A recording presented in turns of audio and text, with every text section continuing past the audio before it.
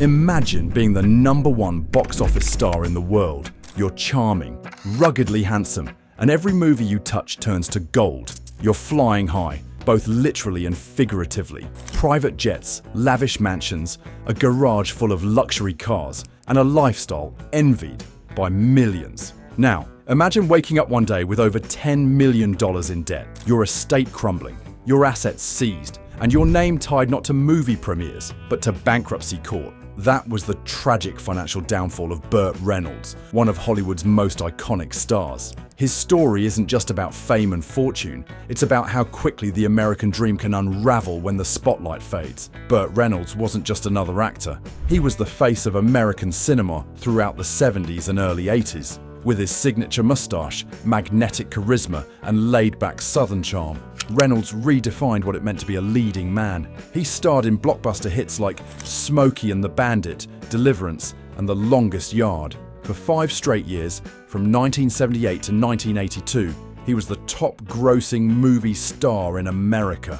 Studios lined up to work with him. He turned down roles in major films like Star Wars, Die Hard, and Terms of Endearment because he could afford to. But behind the scenes, the man everyone wanted to be was living a financial fantasy that would later turn into a real-life nightmare. Reynolds once joked that he lost more money than most people will ever make, and there was truth in that joke. His wealth, which once stretched into tens of millions, began to unravel due to a mix of poor financial decisions, overly ambitious investments, and a personal life that bled into his bank account. At the height of his fame, Burt wasn't just buying cars, he was buying mansions. Not just one, but several.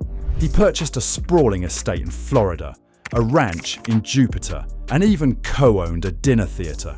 His lifestyle screamed excess, but the money wasn't bottomless. One of the biggest turning points in Reynolds' financial journey was his marriage and divorce from actress Loni Anderson. The two were a Hollywood power couple, always in the tabloids, always making headlines. But their relationship, while glamorous on the surface, was turbulent behind closed doors. When they split in the early 1990s, the divorce was not just emotionally costly, it was financially devastating. Reynolds was ordered to pay Anderson a settlement that drained millions from his accounts.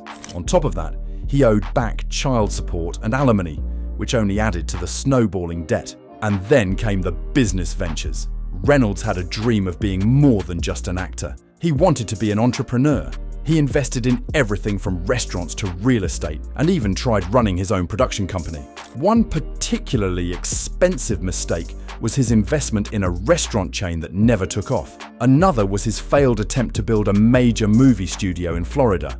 These ventures weren't just bad, they were catastrophic. He poured millions into them, often borrowing heavily to keep the dream alive. But returns were minimal and losses kept stacking up. As his debts grew, Reynolds began liquidating his assets. He sold off parts of his beloved memorabilia collection, which included everything from movie props to awards. He even auctioned off personal items, cowboy boots, signed photos, and furniture from his home. But the sales barely made a dent in what he owed. By 1996, the financial pressure reached a breaking point.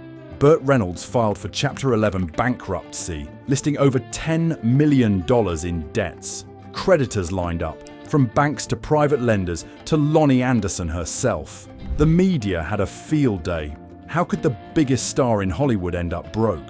And yet, in some ways, Reynolds was a victim of his own image. He admitted later in life that he felt pressured to maintain a certain lifestyle because that's what people expected. The fancy cars, the big homes, the jet-setting lifestyle. It wasn't just for him, it was part of the brand. He once said, "I've lost more money than is possible because I just haven't watched it." That lack of attention to his finances, mixed with a generous heart and a desire to help others, created the perfect storm. Friends say he would often lend money and never ask for it back. He was generous to a fault, and he paid the price. Even after bankruptcy, Reynolds tried to rebuild. He took roles in lower-budget films, made television appearances, and even returned to the stage. One of his most notable comebacks came in 1997, when he received an Oscar nomination for Boogie Nights. It was a moment of redemption, proving that talent never fades. But the money wasn't what it used to be. Reynolds admitted that by the 2000s, he was no longer wealthy. He lived modestly, gave interviews from a small home, and relied on royalties and the occasional acting gig to make ends meet. In his final years, Reynolds remained open about his mistakes. He wasn't bitter, just honest. He acknowledged that he trusted the wrong people, spent without thinking, and let emotions guide his business decisions. But he also spoke about the joy he got from making movies, the friends he made along the way, and the fans who stuck by him. "I've had a good life," he said in one interview. "I've been loved, I've been hated, I've been rich, I've been broke, but I've never been boring."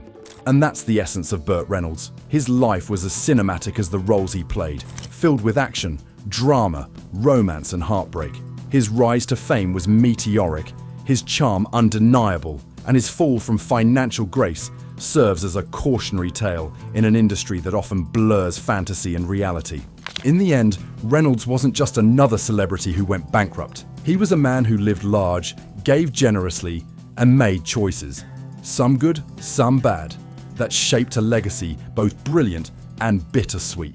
Today, when we look back at his movies, it's easy to see the superstar, but behind the curtain, Burt Reynolds was also human.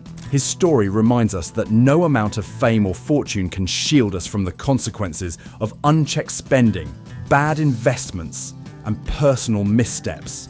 Financial literacy matters, even in Hollywood. So what can we learn from Burt Reynolds? First, fame doesn't equal financial security.